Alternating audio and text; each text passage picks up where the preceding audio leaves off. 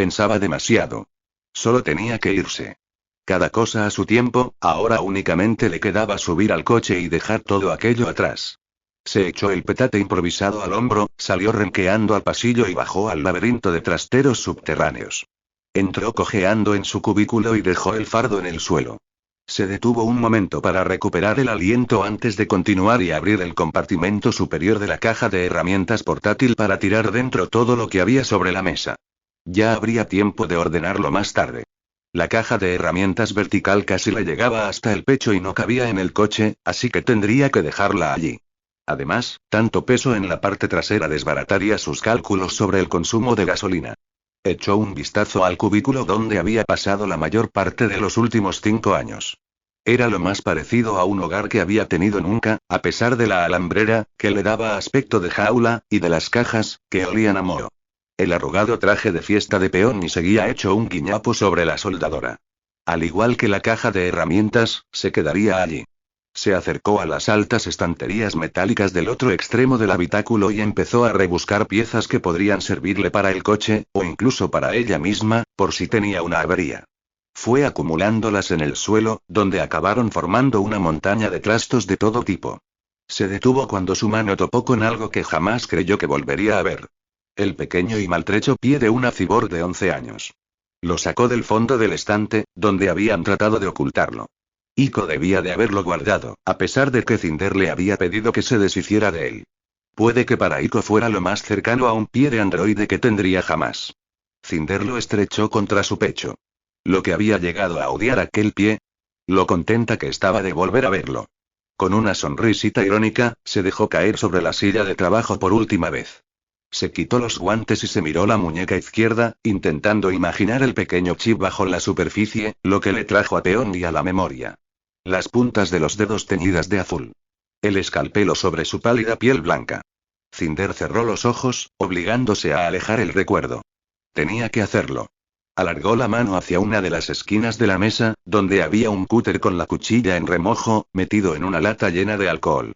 La sacudió un poco, inspiró hondo y colocó la mano biónica sobre el tablero, con la palma hacia arriba. Recordó que había visto el chip en el holograma del Dr. Erland, a menos de 3 centímetros del lugar donde la piel se unía al metal. Lo difícil sería llegar hasta la cápsula sin cortar ningún cable importante por accidente. Intentó tranquilizarse y mantener la mano quieta cuando hundió la cuchilla en la muñeca. Sintió un dolor agudo y penetrante, pero no se movió. Despacio. Despacio. La sobresaltó un pitido.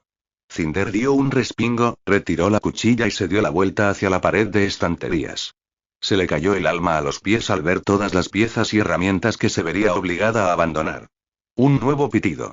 Cinder bajó la vista hacia la vieja telered que seguía apoyada contra los estantes. Sabía que no estaba conectada a la red y, aún así, un recuadro azulado y brillante parpadeaba en una de las esquinas. Otro pitido. Dejó el cúter sobre la mesa, abandonó la silla y se arrodilló delante de la pantalla.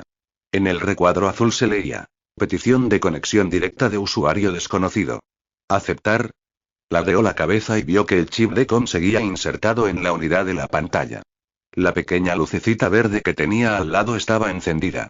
Medio oculto por la sombra que proyectaba la pantalla, parecía un chip cualquiera, pero Cinder recordó la reacción de Kai cuando le describió el material plateado y brillante del que estaba hecho. Un chip lunar. Cogió un trapo sucio de la pila de cachivaches que pretendía llevarse y se taponó la herida, que apenas sangraba. Pantalla, acepta la conexión. Los pitidos cesaron. El recuadro azul desapareció y lo sustituyó una espiral. Hola. Cinder dio un respingo. Hola, hola, hola, ¿hay alguien ahí? Quien quiera que fuera, parecía al borde de un ataque de nervios. Por favor, que alguien conteste. ¿Dónde se ha metido esa maldita androide? Hola. Oiga. Cinder se inclinó sobre la pantalla. La joven del otro lado ahogó un grito, al que siguió un breve silencio. Hola. ¿Me oyes? ¿Hay alguien ahí? Sí, te oigo.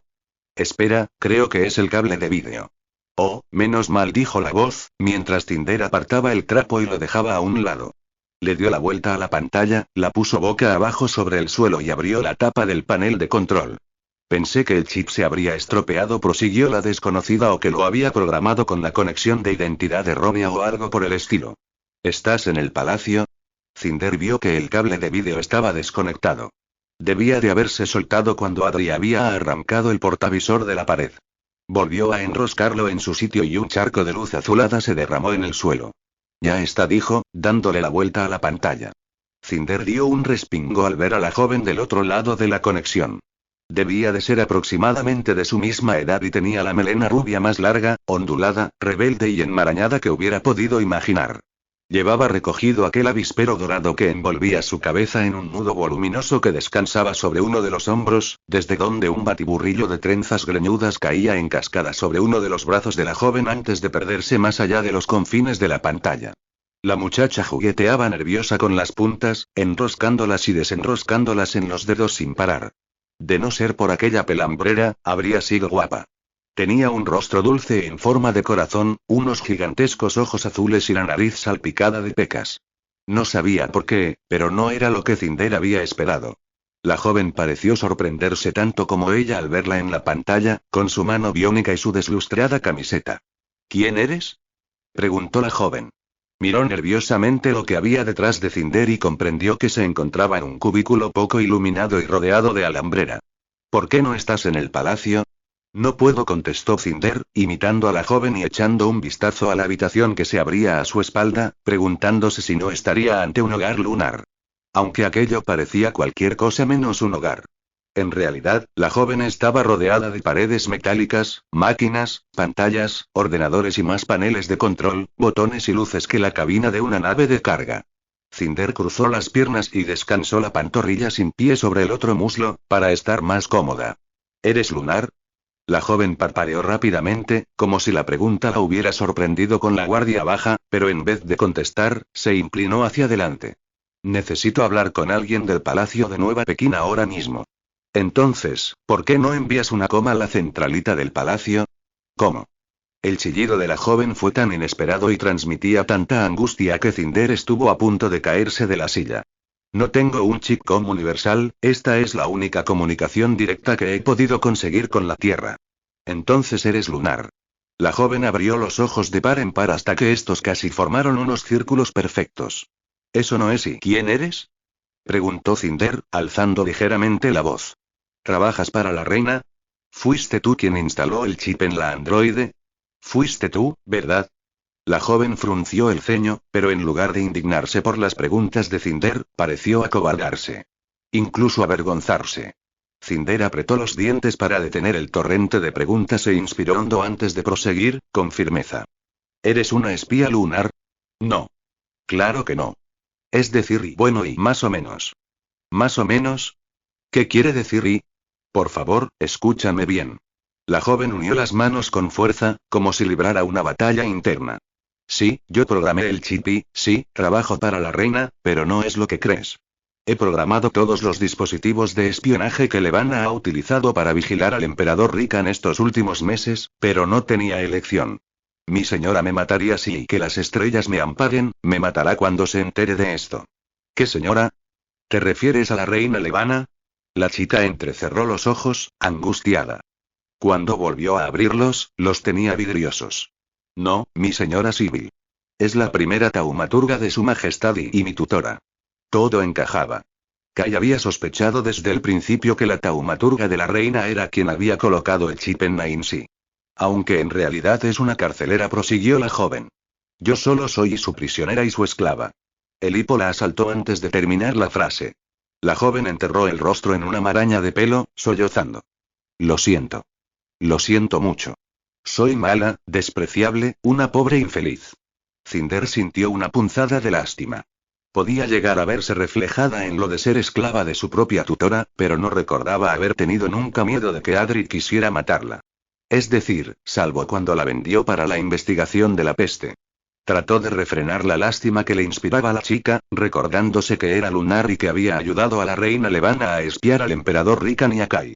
Por un momento se preguntó si no estaría tratando de manipular sus emociones, aunque enseguida recordó que los lunares no podían controlar a la gente a través de las teleredes. Cinder se apartó un mechón de pelo de la cara con un bufido y adelantó el cuerpo. «¡Basta ya!», gritó. «Deja de llorar». Los lloros cesaron y la joven la miró atentamente con sus enormes ojos llorosos. ¿Por qué intentabas ponerte en contacto con el palacio? La lunar se encogió y sollozó, pero parecía haber ahuyentado las lágrimas. Tengo que hacer llegar un mensaje al emperador Kai. Tengo que avisarle. Está en peligro, toda la tierra y la reina Levana y yo tengo la culpa. Si hubiera sido más fuerte, si me hubiera atrevido a luchar, esto no habría ocurrido. Yo tengo la culpa de todo. Que los astros me amparen, ¿vas a dejar de lloriquear de una vez por todas? Exclamó Cinder antes de que la joven volviera a perderse en sus lamentaciones. Tienes que controlarte. ¿A qué te refieres cuando dices que Kai está en peligro? ¿Qué has hecho? La joven se abrazó y miró a Cinder con ojos suplicantes, como si solo ella pudiera concederle el perdón. Soy la programadora de la reina, como ya he dicho. Se me da bien piratear conexiones de red, sistemas de seguridad y ese tipo de cosas. Lo dijo sin atisbo de arrogancia en su voz temblorosa. En estos últimos años, mi señora me ha pedido que derivara las conexiones privadas de los principales dirigentes políticos de la Tierra al Palacio de Su Majestad. Al principio solo se trataba de los debates de las cámaras, de reuniones, transferencias de documentos, nada interesante. Su Majestad no obtenía más información de la que tu emperador no le proporcionaba ya, de modo que pensé que no hacía daño a nadie. La joven continuaba enroscándose el pelo en los dedos de ambas manos. Pero un día me pidió que programara un chip de com para poder instalarlo en uno de los androides reales, con el objetivo de espiar al emperador prescindiendo de la red. Alzó la vista hacia Cinder. Llevaba la culpa escrita en el rostro. Si se hubiera tratado de otro androide, cualquiera de los que corren por el palacio, ella seguiría sin saber nada. Pero ahora lo sabe. Y todo por mi culpa. Acabó diciendo entre gimoteos, metiéndose un mechón de pelo en la boca, como si fuera una mordaza. Espera. Cinder levantó una mano, intentando que la joven hablara más despacio. ¿Qué es lo que sabe Levana exactamente? La lunar se sacó el pelo de la boca al tiempo que las lágrimas comenzaban a resbalar por sus mejillas. Sabe todo lo que la androide sabía, todo lo que ha estado investigando. Sabe que la princesa Selene sigue viva y que el príncipe, que el emperador Kai estaba buscándola. Sabe que el emperador quería encontrar a la princesa y entronizarla como la verdadera reina lunar. A Cinder se le encogió el estómago. Sabe el nombre de los médicos que la ayudaron a escapar y el de esa pobre anciana de la Federación Europea que la acogió durante tanto tiempo y Su Majestad ya ha enviado a sus lacayos a buscarla valiéndose de la información que Kai poseía. Y cuando la encuentren ¿Pero qué va a hacerle a Kai? La interrumpió Cinder. Levana ya ha ganado. Kai prácticamente ha dicho que le daría lo que quisiera, así que ¿qué más da todo eso ahora? Ha intentado usurparle el trono.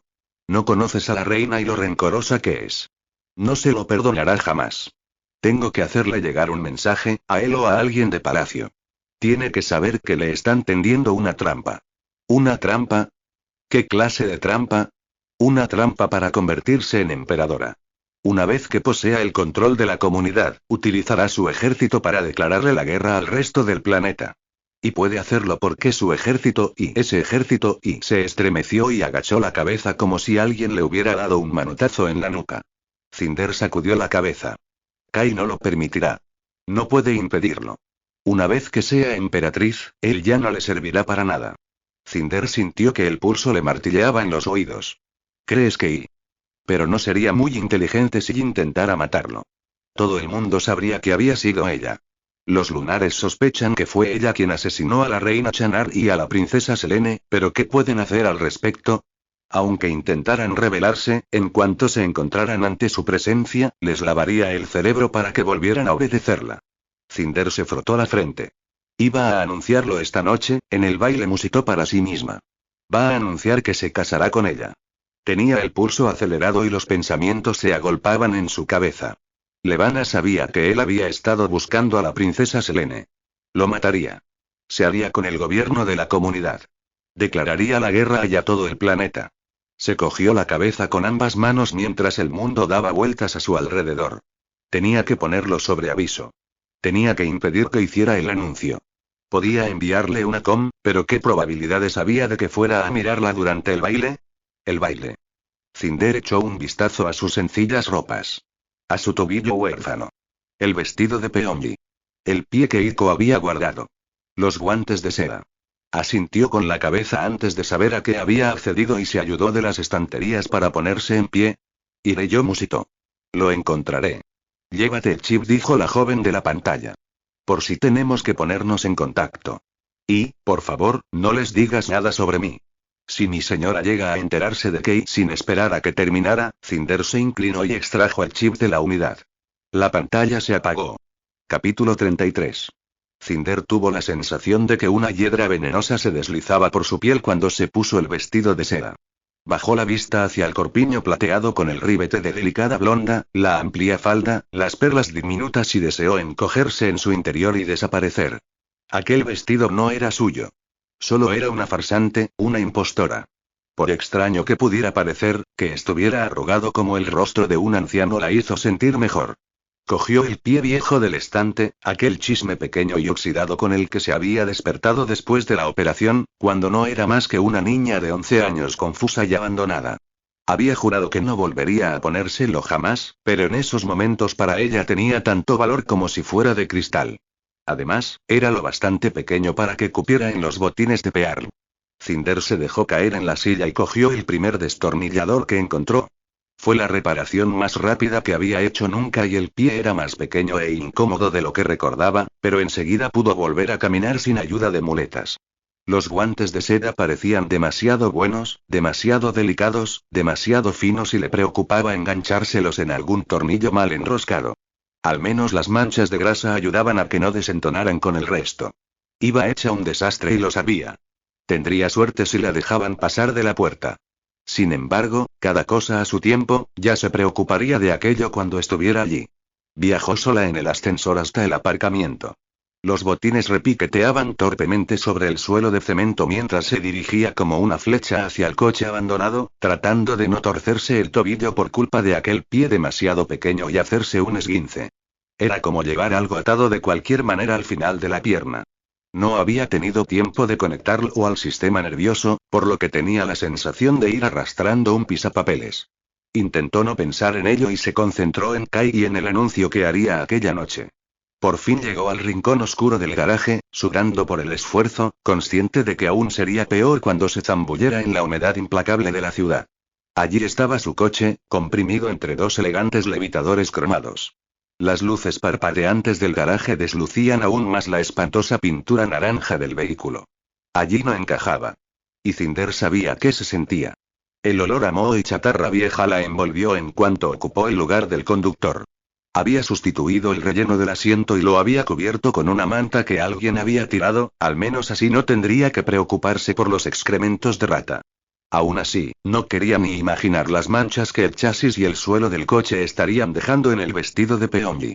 Intentando apartar aquellos pensamientos de su mente, se agachó bajo la columna de dirección y buscó los cables de la batería y del motor de arranque que previamente había cortado y envuelto en cinta aislante. Sujetó el cable marrón con torpeza.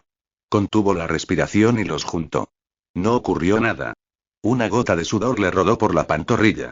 Volvió a intentarlo una vez más. Y otra. Por favor, por favor, por favor. Una chispa saltó entre los cables pelados y se oyó el apagado triquitraque del motor. Sí. Pisó el acelerador a fondo. El coche rugía bajo ella, con el motor revolucionado al máximo. Cinder lanzó un incontenible grito de alivio antes de hundir el pie en el embrague y meter una marcha, recitando las instrucciones que se había descargado la semana anterior y que desde entonces había estado estudiando. Aprender a conducir. Las maniobras para sacar el coche del garaje resultaron ser lo más difícil de todo. Una vez en la calle, las farolas solares y el pálido resplandor amarillento que se vertía por las ventanas de los apartamentos le indicaban el camino. La iluminación constante de la ciudad era un regalo caído del cielo teniendo en cuenta que los faros del coche no funcionaban. Cinder se sorprendió de lo pedregosas que eran las calles y de la cantidad de desperdicios y escombros que había desparramados sobre la calzada desde que los levitadores ya no necesitaban que el camino estuviera libre de obstáculos.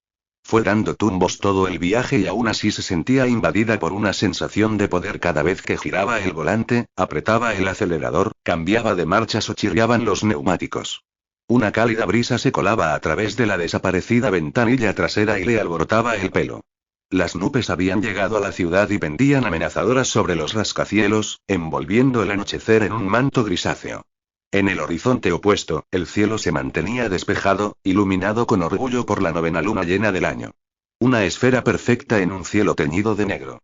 Un ojo blanco y siniestro que la seguía a todas partes. Cinder trató de ignorarlo y hundió el pie en el acelerador, apremiando al coche a que fuera más rápido, a que volara. Y voló. No con la sutileza y la gracia de un levitador, sino con el rugido y la potencia de una bestia orgullosa. No pudo evitar sonreír al pensar que lo había reparado ella. Ella le había devuelto la vida a aquella monstruosidad. Ahora era suya y la bestia parecía saberlo. Lo habría conseguido, se dijo cuando el palacio apareció ante ella, encumbrándose por encima de la ciudad sobre los escarpados precipicios. A aquellas horas, estaría acercándose a los límites de la ciudad. Cada vez más rápido. Viendo cómo las luces se desdibujaban a su paso. Volando hacia el horizonte sin mirar atrás. Una gota de lluvia se estrelló contra el parabrisas rajado. Cinder se aferró al volante cuando inició el ascenso por la tortuosa carretera que conducía a la entrada del palacio. No había levitadores con que competir. Estaba claro que sería la última invitada en llegar a la fiesta. Coronaba la colina, embriagada por la sensación de libertad, la sensación de poder y cuando empezó a diluviar. El agua empezó a inundar el coche y emborronó las luces del palacio. La lluvia aporreaba el metal y los cristales.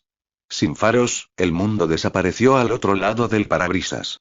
Cinder hundió el pie en el pedal del freno. No ocurrió nada. Presa del pánico, tiró desesperadamente del freno de mano. Una sombra se recortó contra la cortina de agua. Cinder gritó y se cubrió la cara. El coche se estrelló contra un cerezo y Cinder se vio impulsada hacia adelante con una sacudida mientras oía cómo el metal crujía a su alrededor. El motor lanzó unas pequeñas explosiones y enmudeció. El cinturón de seguridad le quemaba atravesado en el pecho. Temblorosa, Cinder contempló atónita el torrente de agua que se precipitaba sobre el parabrisas. Hojas marrones empapadas de lluvia caían de las ramas bajo las que se había empotrado y se pegaban al cristal. La adrenalina corría por sus venas y se recordó que tenía que respirar. El panel de control le recomendó la línea de actuación que debía adoptar. Una respiración lenta y acompasada. Sin embargo, cada inspiración la ahogaba tanto como el cinturón de seguridad, hasta que alargó una mano temblorosa hacia el anclaje y se lo quitó. En ese momento descubrió que las juntas impermeabilizadoras de la ventanilla de la puerta del conductor tenían una fuga por donde se filtraba el agua, que empezó a gotear sobre su hombro. Cinder reposó la cabeza contra el respaldo, preguntándose si le llegarían las fuerzas para caminar hasta el palacio. Aunque también podía esperar a que pasara el monzón. Aquel tipo de tormentas de verano nunca duraban demasiado y en poco rato se habría convertido en una débil llovizna. Se subió los guantes empapados y se preguntó a qué estaba esperando. No era por orgullo. Tampoco por respetabilidad. Dadas las circunstancias, casi podría decirse que ir empapada era lo mejor que podía ocurrirle. Respiró hondo, tiró de la manija de la puerta y le dio una patada para acabar de abrirla. Se enfrentó al aguacero y descubrió el efecto refrescante de la fría lluvia sobre la piel. Cerró de un portazo y se volvió para evaluar los daños, apartándose el pelo de la frente. El morro del coche estaba empotrado en el tronco del árbol y el capó se arrugaba como un acordeón hasta el guardabarros del lado del acompañante.